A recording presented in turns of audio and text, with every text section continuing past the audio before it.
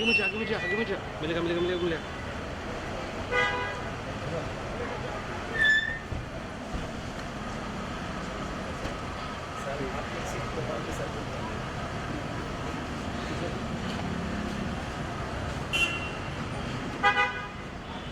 से हमारे जो महानुभाव हैं उनका यहाँ पर स्वागत करेंगे और मैं हमारे सारे गणमान्य से अनुरोध करूंगा कि वे आए। ये ज्ञान का प्रतीक, अंधकार को, तिमिर को हरने वाला ये दीप, जोरदार तालियों से इस कार्यक्रम की शुरुआत करें दीप प्रज्वलन के साथ में। फोन पीछे और हमारे विशिष्ट का हार्दिक स्वागत करता हूं, अभिनंदन करता हूं। बोल थोड़ा पीछे।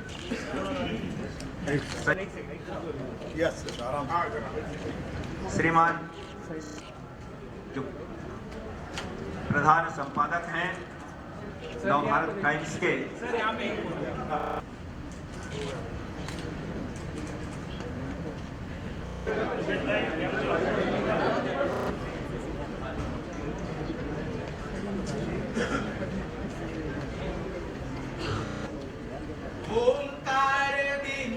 और अपनी भावनाएं आप सबके सामने रखें। अगर हम इसमें आप पवित्र है उसमें जुड़े नहीं हो, ऐसे बढ़ चढ़ कर जुड़े हैं, सभी लोग अपने आप में यहाँ बैठे हुए हैं। दोनों को जो जन्म देने वाली होती है उनको मौत रूप देने के लिए पीछे तो मिलेगा सर। Thank you.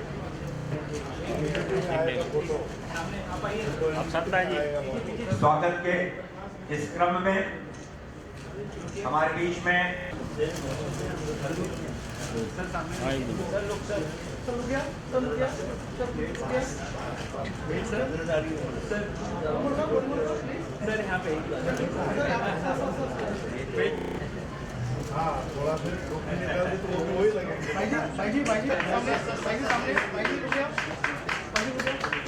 स्वागत के इस क्रम में उनका श्रीमान बहुत बहुत स्वागत, अभिनंदन।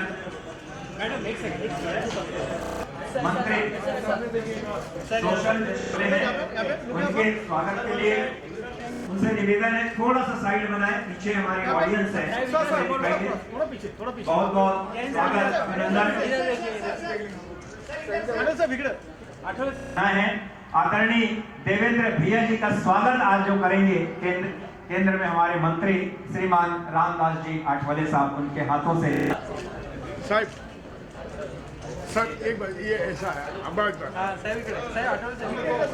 भाई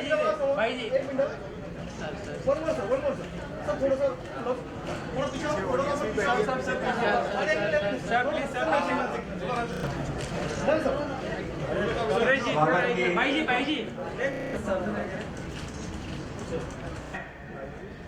उनसे निवेदन करूंगा कि वे आए। श्रीमान मानो मंगलानी जी, भाई जी यहाँ पे भाई जी भाई जी सुमन सारस्वत जी, श्रीमान संजय राम दिनेश यादव जी सामना से हैं आप। भाई जी और जो हमारे फोटोग्राफर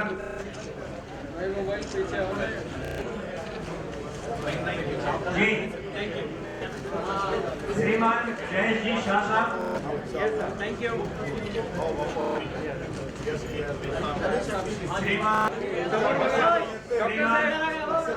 श्रीमान उमेश जी काशीकर, राजभवन के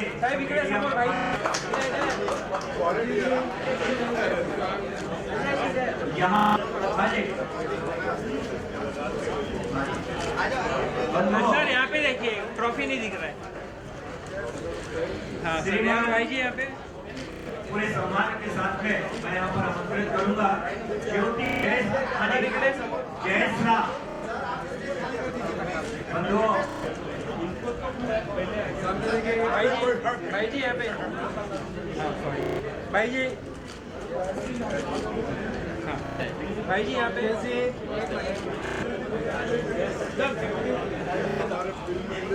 सर आम्ही पण आहोत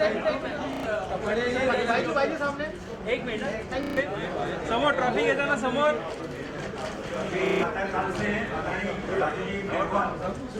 इधर देखिए ठाकुर साहब सर थैंक यू भाई जी यहाँ पे भाई जो जी यहाँ आया है हर एक पत्रकार जो अभी भी श्रीमान Suresh ji Bhansali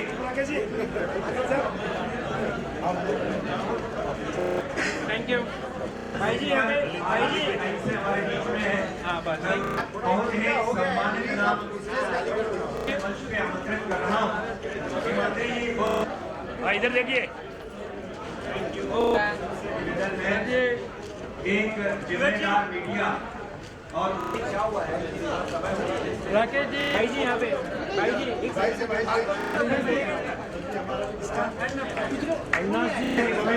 kindly take your seat please आइए सब अभी भाई जी सर राकेश जी क्यों आइए सर थैंक यू समोर सामने देखिए पुष्कर एक मोबाइल पीछे नीचे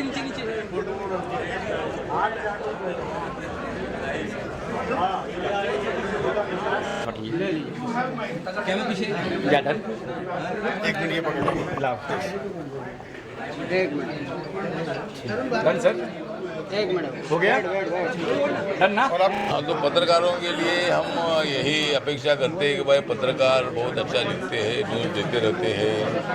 तो पत्रकारों के ऊपर जो अन्याय होता है उस अन्याय को दूर करना चाहिए। पत्रकारों पर हमले होते हैं उस हमले को नहीं होना चाहिए। उसके लिए सरकार की तरफ से ज़रूर मतलब हम पत्रकारों के साथ हैं। अगर उनको ऊपर अन्याय होता है तो उनको पूरी मदद करने की कोशिश हमारी रहेगी। और आज जन आरोग्य फाउंडेशन की तरफ से पत्रकारों का सम्मान किया है। अलग अलग जो न्यूज़पेपर है उस न्यूज़पेपर में काम करने वाले पत्रकारों का सम्मान करके उनको उत्साहित करने का काम जन आरोग्य फाउंडेशन ने किया है। तो मैं सभी पत्रकारों को हार्दिक को बधाई देता हूँ और वो भविष्य में बहुत अच्छा लिखते रहे, अच्छी न्यूज़ देते रहे और अपने न्यूज़पेपर का नाम बहुत ही अच्छा बढ़ाने का काम करते रहेंगे, ऐसे मैं अपेक्षा व्यक्त करता हूँ। Invite me about this special celebration for media. I think is media powerful for India, and he's doing great job for the community. Our love and respect to all. I am here to support him. Our nation for UAE with the media is so strong. I think we here to support and our love for all UAE from Indian community. Thank you. देखिए, सबसे बड़ा किसी कार्यक्रम की सफलता कितने लोगों का सम्मान किया, कितने लोग आए, इसका ये मायने रखता है। सफलता ये रखती है कि हमारे जो इस कार्यक्रम का लक्ष्य है, जो विचारधारा है इस कार्यक्रम के तहत, वो कितने लोगों को अंत तक हुई, ये सबसे बड़ा मायने रखता है। और मुझे लगता है कि यहाँ पर आपने जिस तरह से देखा कि कितने लोग यहाँ पर आए और जिनने भावनाएं अपनी रखी और उन जो पत्रकारों का एक सम्मान यहाँ पर रखा और उसमें सभी लोगों ने अपना बढ़ चढ़ कर सहभागिता दी, ये बहुत बड़ी बात है। कैसे कल्पना आई कि चलो कल भी करते हैं, कास्टिंग भी आपने किया था, स्टार्ट भी किया आपने, कैसे कल्पना आई है कि चलो वापस करते हैं पत्रकार जो? देखिए, पत्रकारों के लिए मैं समझता हूँ एक होता है देश में सैनिक और दूसरा होता है देश में पत्रकार। अगर हम दोनों का जीवन देखें तो ज़्यादा कोई थोड़ा बहुत अंतर रहता है। मैं सामान्य नहीं कह रहा हूँ, बराबर नहीं कह रहा हूँ, थोड़ा बहुत अंतर रहता है। पर देश सैनिक होता है जो वो उसकी बॉर्डर की सेना सुरक्षा करता है और पत्रकार जो होता है वो समाज की सुरक्षा करता है। और समाज की सुरक्षा करने का दायित्व अगर समाज सुरक्षित है तो हमारे देश में अनेक सैनिक और अनेक समाज सेवी उपस्थित होते रहेंगे। और इस सबसे बड़ी बात यह है कि इस कार्यक्रम के माध्यम से हमने जो पत्रकारों के लिए एक जो कार्यक्रम आयोजित किया है, आपने देखा किस तरह से हम पत्रकारों के लिए एक यहाँ पर इस तरह से हमारे इसमें सभी जन आरोग्य फाउंडेशन जो इस तरह का आयोजन करने के लिए पिछले 2 वर्षों से जाना जाता है और आगे भी इस तरह के आयोजन हम करते रहेंगे। लेकिन इसको हम और जन जन तक कैसे उन परिवारों तक, पत्रकार के जो परिवार हैं उन सबको इसमें इस प्लेटफॉर्म पे कैसे जोड़ सकें। सिर्फ उसका उद्देश्य एक ही है कि हमारे पत्रकार भाई बहनों को उनकी डॉक्टर या सैनिक उनके लिए एक सुविधाएं मिलती हैं, लेकिन पत्रकार के लिए ऐसी कोई, मुझे नहीं लगता कि अभी तक ऐसी कोई सुविधा, ऐसी कोई फैसिलिटी, ऐसी कोई उनके पास सुरक्षा है जो उनके जीवन को और बेहतर बना सकती है। तो मेरा यही है कि उनके जीवन को भी सुरक्षित बनाया जाए। मेरी यही उम्मीद है कि सरकार भी इसमें कदम उठाए, कुछ समाज सेवी संस्थाएं हैं जो इसमें भी इन्वॉल्व होंगी, ऐसा मेरा विश्वास है। जैसे ये कार्यक्रम आपने पत्रकारों के लिए, आप एक धार्मिक इंसान हैं, आपको कई लोगों ने बाधाएं, हाँ, आपको मना भी बोला कि ऐसा कार्यक्रम नहीं कीजिए, तो इसके लिए क्या कहना चाहिए? देखिए, जीवन में ये पत्रकारों का सम्मान करना कोई कम जोखिम का काम नहीं है। कई पत्रकारों का मैं समझता हूँ कि इस कार्यक्रम में कई पत्रकार ऐसे भाई बहन हैं कि जिनका सम्मान नहीं हो पाया, उनको बुरा लगा होगा, पर इसका व्यक्तिगत उद्देश्य अगर देखें तो हमारा उद्देश्य किसी को दिल दुखाना नहीं, किसी का अपमान करना नहीं, बल्कि उनका सम्मान करने का विचार से आयोजित किया गया कार्यक्रम। और मैं चाहता हूं कि इसमें इस कार्यक्रम को और बेहतर कैसे बनाया जाए, बेहद कैसे बनाया जाए, ये सबसे बड़ा हम इस पर विचार करेंगे और जन जन तक इसको कैसे पत्रकारों तक पहुंचा जाए, इस पर विचार करेंगे। अगर हम इस जन आरोग्यम की बात करें और टीम की बात करें तो हमारे राकेश भाई जी हैं, उर्वा जोशी जी हैं, है ना, काफ़ी अनिल जैन हैं, है ना, काफ़ी लोग ऐसे हैं जो इस पर कदम से कदम मिलाकर इस पर साथ दिया, सब लोगों ने मिलजुल कर कहा। ये सबसे बड़ी बात है। कोई भी संस्था अगर चलती है तो सिर्फ एक व्यक्ति से नहीं, समाज से चलती है, और यही समाज में अच्छा काम करे तो बदलाव लाने में बहुत कायम हो सकती है और बहुत अच्छा बदलाव ला सकती है। इसीलिए सभी को एक सकारात्मक नज़रिए से काम करना चाहिए, मेरा ऐसा मानना है। पत्रकारों की कोई और योजना आपकी है इसके अलावा? आज आपने अवार्ड दिया, सम्मान किया, और भी योजना है आपकी? हाँ, बहुत सारी मेरे पत्रकारों के लिए एक योजना है कि जो पत्रकार परिवार में, जैसे कोरोना में या किसी में डेथ हो जाती है उनकी, तो उनके लिए, उनका परिवार के लिए, वो आर्थिक रूप से कोई एक पर्सनल पत्रकार था, लेकिन उसके बाद उसके परिवार को क्या हेल्प मिलेगी? परिवार आर्थिक रूप से कमज़ोर है ना, आप क्या करें? तो उसके लिए कौन है? ना समाज खड़ा होता है, ना सरकार खड़ी होती है, ना कोई खड़ा होता है। तो ऐसी हम पत्रकारों के लिए कुछ हम ज़्यादा नहीं कर सकते हैं, कोई बड़ा वादा नहीं करेंगे नेताओं की तरह कि हमने बोल दिया बेकार नहीं। मेरा ऐसा मानना है कि बोलना कम है, काम ज़्यादा करना है। तो इनके लिए हम कुछ आर्थिक रूप से मदद भी कर सकें, इस तरह की भी योजनाएं हम चलाने में विचार कर रहे हैं कि उन पत्रकारों तक भी जो कोरोना में जिनकी डेथ हो गई, आज मैंने कई पत्रकारों के नाम भी आए हैं मेरे पास में, लेकिन वो यहाँ उपलब्ध नहीं हो सके किसी कारणवश, लेकिन हम उन तक अपनी ये जो भी हमारी टीम जो डिसाइड करेगी, उन तक हम एक निछावर राशि भी पहुंचाएंगे, जिससे उनकी आर्थिक स्थिति तो थोड़ी सुधर सके। हम जो उनके परिवार ने खो दिया वो तो हम पूरा नहीं कर सकते, कम से कम उनकी ज़रूरतों का थोड़ा बहुत तो ध्यान रख सकते, ऐसा उद्देश्य है। Thank you sir, thank you. श्रद्धेय बाल ब्रह्मचारी श्री देवेंद्र भाई जी के द्वारा आज जो पत्रकारों का ये सम्मान का कार्यक्रम किया है जन आरोग्य फाउंडेशन के माध्यम से, भाई जी का सदैव यही उद्देश्य रहता है कि जन कल्याण के कार्य कैसे किए जाए, उसके लिए सदैव वो तत्पर रहते हैं और उनकी यही सोच है कि हर तबके की मदद की जाए। उसी श्रेणी में आज पत्रकारों का सम्मान किया गया, आगे भी भविष्य में भी इस तरह पत्रकारों का सम्मान किया जाएगा।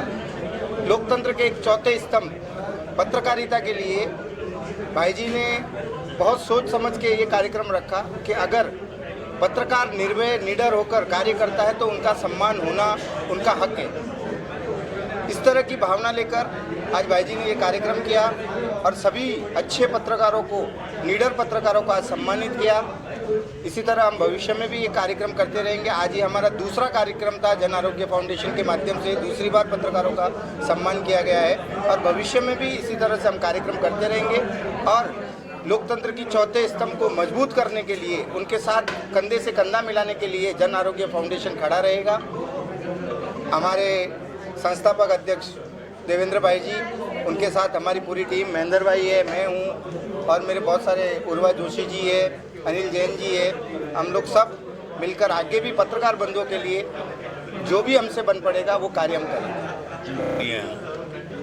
श्री देवेंद्र भाई जी साहब ने जन आरोग्यम ये चालू किया है सिर्फ पत्रकारों के लिए इन पत्रकारों के लिए आज तक किसी ने भी ऐसा कभी सोचा नहीं, वैसे हमारे गुरुवर्य ने सोचा और इनको हर तरह से सुविधा मिले, इनको साथ सहकार मिले और इनको कोई भी नुकसान होवे तो वो हमारे आदरणीय गुरुवर्य पूरा करने की इच्छा रखते हैं और इसी माध्यम से आज गुरुवर्य ने दूसरा प्रोग्राम किया है और आगे भी हमेशा करते रहेंगे।